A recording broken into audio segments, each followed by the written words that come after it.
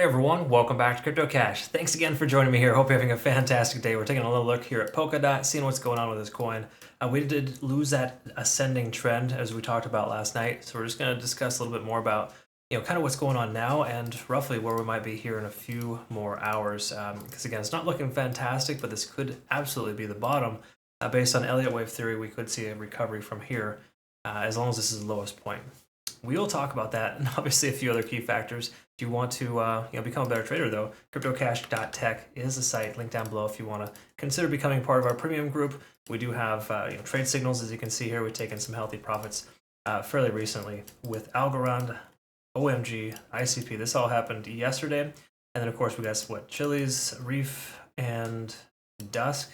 103%. I mean, list goes on. Obviously, there's a lot of different options there, but be sure to check that out if you're considering becoming a member there. Also note, too, we are partnered with a new exchange here, Bitunix, phenomenal exchange. They give really healthy rewards if you use my link to register. But the main thing is they're no VPN, no KYC, and that's what we're kind of trying to focus on to bring that more so to our community, because there's speculation BingX and a few other larger exchanges are going to go full KYC as well. And if that is the case, then we kind of have to pivot and use other exchanges. So just be sure to check them out. They are a really, really good exchange to work with. So when we talked yesterday about this coin with Polkadot, we discussed that there's a little bit more of a gravitational pull towards this 5.16 mark. Okay? Mainly because there's a lot of volume in this range, but it's also a Fibonacci retracement level.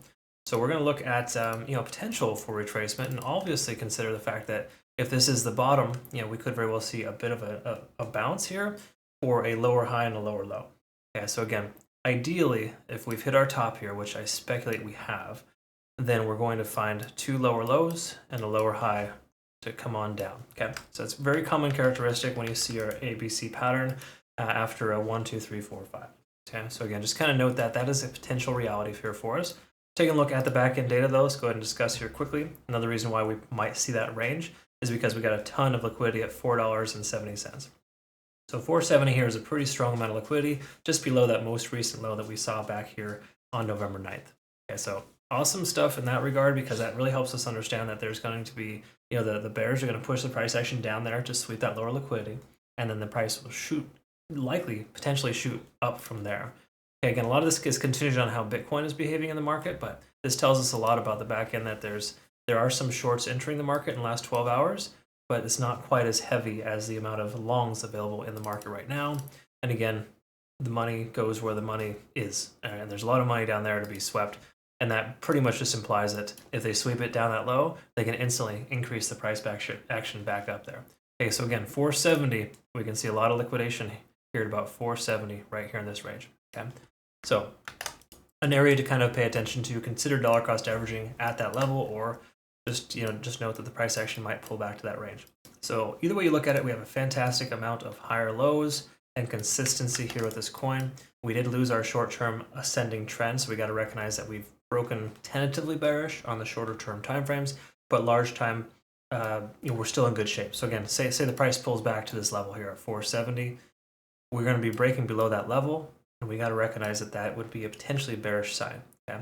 Again, obviously the price comes down to here, we kind of reevaluate 525, could see a bounce, but the truth is we got to follow what's going on here, and as the money starts to flow out of the coin, the price is going to go with it. So let's take a quick look at the moving averages and kind of just note we're above all four, definitely in good shape here. This ascending trend is still looking good. There's no reason to run around, run for your life. The sky is not falling. We're going to be okay here. But there's a good chance that we could see further downside. Just in general, natural corrections happen all the time. Okay. Speaking of which, we have a MACD divergence here. We've seen this last 12 hours form since we discussed yesterday. We did lose this ascending trend here, the short-term trend line. That doesn't imply that we are tentatively bearish on the 4-hour time frame. We are holding above the 20-day SMA for the moment, and above currently the 50-day SMA as well. So both are important levels to try to stay on the right side of. If we do lose, of course, that 50-day SMA, that would be somewhat of a bearish confirmation, really. But at this time right now, I wouldn't say that it's terrible, but it's not great. Let me explain why. The price action, first of all, is dropping here. And it's normal to see the RSI come down closer to 70, or 50 rather, after breaking below 70. With the price action coming down here, we could see a bounce. That's a very common characteristic. But with the money flow index being a lot lower than the RSI, That concerns me, knowing that the volume is coming away from this coin a lot faster than it was before, and we're not seeing a lot of volume, and we're maintaining a price action below the moving average. As you can see, look at this. The price above the moving average, price goes up. Price below the moving average, price goes down. It's kind of a common characteristic, okay? So pay attention to volume. It's like the most easy thing to recognize, and it's important to understand that that's a factor here. Okay, so take a look at the hourly. Let's go ahead and summarize here with this situation here and kind of see where we're at. I'm speculating we're within the cloud, which we are. This is basically a sign here not to go ahead and take a long or a short. Even though there is confirmation that we're free and clear of the price action, and of course the lagging span is, the conversion line is below the baseline.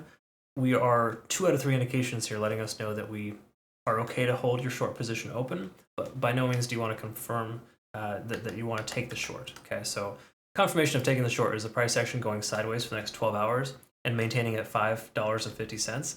And then, of course, the price would be more likely to go down from there because we'd be naturally below the cloud. But the cloud works as a support and resistance range, and the common rule of thumb is to never trade within the cloud. Okay, so right now, we don't have a buy or a sell target, but in 24 hours, or just say 12 to 24 hours, the price cannot get back above, cannot start, it keeps consistently making lower lows and lower highs, or just say it goes sideways. More likely than not, we're going to see the price go down than up. Okay, again, because we've broken below those moving averages and a handful of other reasons. But as the money flows out of the coin, once again, we got to pay attention to that and recognize price is going to continue to come with it. Okay, so I'm leaning more towards the price pulling back. I don't want to take an early short here. What I'll do is I'll set an alert up here. If the price does want to kind of bounce and we hit that level up about 560, that might be a better consideration for a short, in my opinion, just because we have these potential retracement zones where the price action could pull back to. Okay, so again, it's really common for the price to gravitate more towards 0.618, 0.5, and 0.382, which we see right here on the chart. So I'll go ahead and send out this playout chart on our Twitter, Telegram, and Discord so you can kind of see that. Keep in mind, too, we did kind of sweep over this earlier. There is a liquidity level up here, up closer to the previous price action, at least the high, right there at about 590. And then we got a fair value gap between 570 and 560. 570 and 580, roughly. Okay, so those areas could also come back up to get that level and come back down. Either way you look at it, it would make a lot more sense for us to create a lower high and a lower low after this. Okay, all right. Hope that made sense. Thanks again for watching. Please comment below. Let me know what your thoughts are here on DOT. What are you doing? Are you essentially trading this coin or leaving it alone? Are you long, short? What are you considering? Look forward to hearing from you. Obviously, make sure you jump on over to our fantastic exchange, Bitunix. Phenomenal rewards if you use my link. And also consider jumping on over to our Twitter, Telegram, and Discord, and consider following us over there too. We've got a lot of good information consistently coming your way. Thanks again so much for watching. Look forward to seeing you in the next video. Have a good rest of your day.